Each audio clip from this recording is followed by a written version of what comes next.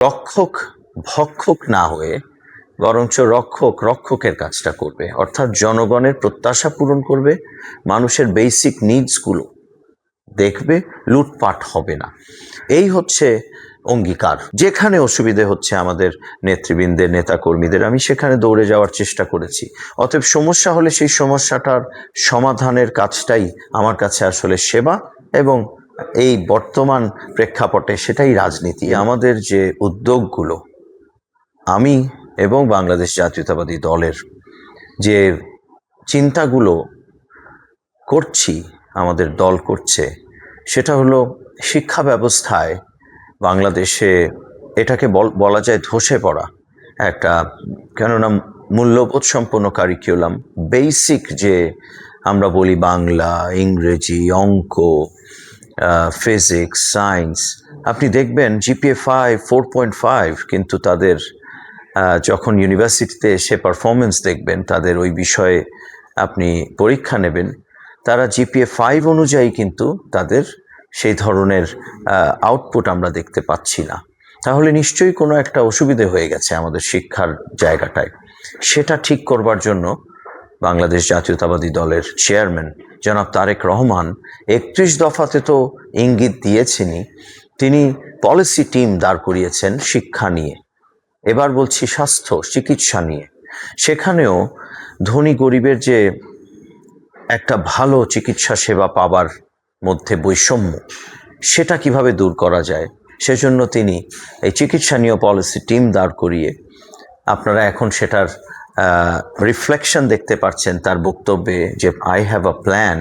এই কথাটা আসলে সেই কৃষক কার্ড, সেই হেলথ ফ্যামিলি কার্ড, এবং তার চিন্তাটা হলো কিভাবে মানুষের বেসিক নিডগুলোকে অ্যাড্রেস করা যায়, এবং রক্ষক ভক্ষক না হয়ে বরঞ্চ রক্ষক রক্ষকের কাজটা করবে, অর্থাৎ জনগণের প্রত্যাশা পূরণ করবে, মানুষের বেসিক নিডসগুলো দেখবে, লুটপাট হবে না।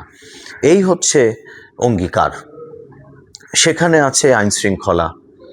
আবার আমাদের দেশে আপনাকে ফেরত যেতে হবে যে কিশোর গ্যাং, ধরেন আমার এলাকায়, আমাদের চট্টগ্রামে, এগুলো তো এখনো সেভাবে কমেনি।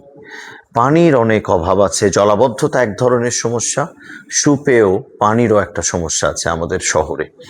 সেই জায়গাটা অ্যাড্রেস করবার আমি অন্তত ব্যক্তিগতভাবে চেষ্টা রাখব। সাথে আছে হালিশহর পাহাড়তলী, অর্থাৎ চট্টগ্রাম 10-এর অন্তর্গত একটি বিশাল জনগোষ্ঠীর এলাকা।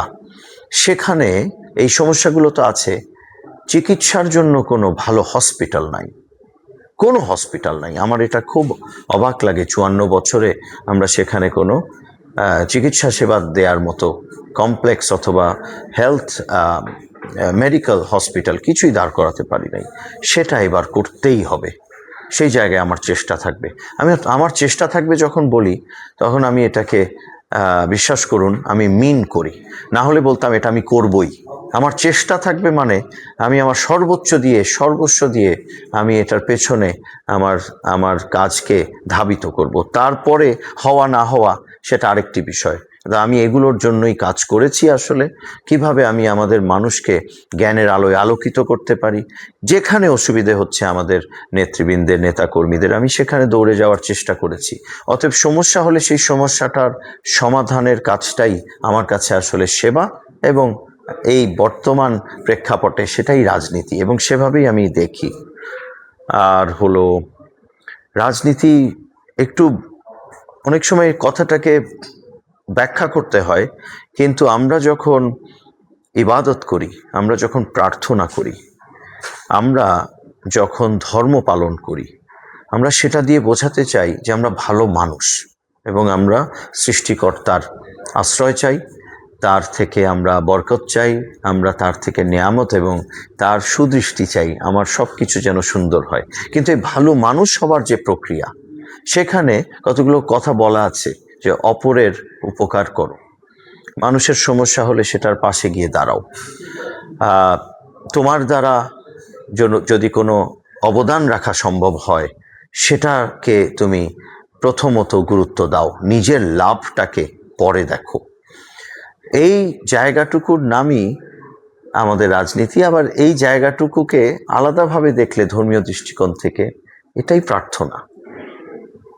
অতএব রাজনীতি কেন প্রার্থনার অংশ হতে পারে না? কেন ইবাদত হিসেবে আমরা সেটাকে দেখতে পারি না? আমি মনে করি দেখা যায়।